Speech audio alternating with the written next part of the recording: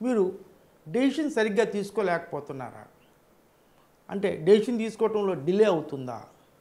అప్పుడు చిన్న చిట్కా. గ్రాఫాలజీ ప్రకారంగా ఏ అనే అక్షరాన్ని ఇలా ఎవరైతే రాస్తారో గుండ్రంగా వీళ్ళు డెసిషన్ తీసుకోవటంలో చాలా లేట్ అవుతుంది. చాలా లేటుగా చేసుకుంటుంటారు. వీళ్ళు షార్ప్గా ఇమ్మీడియట్గా డెసిషన్ తీసుకోవాలి అనుకునేటైతే ఎవరైనా కానీ షార్ప్గా ఇలా పిరమిడ్ లాగా చేయగలిగితే చూడండి, అంటే అక్షరాలు రాసినంత మాత్రాన మనకి డెసిషన్ మారుతుందంటే ఎస్ కరెక్ట్.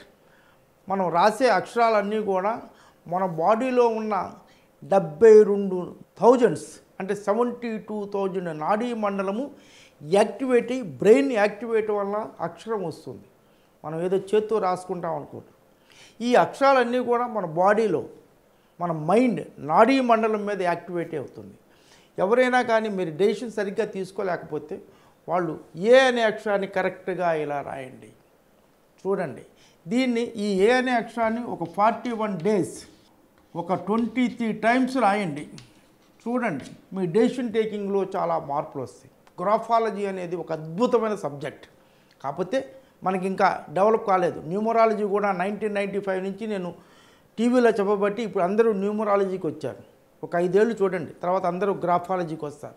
ఎవరైనా ఇలా రాయండి, మీరు షార్ప్ డెసిషన్స్ తీసుకునే అవకాశాలు ఎక్కువ ఉంటాయి.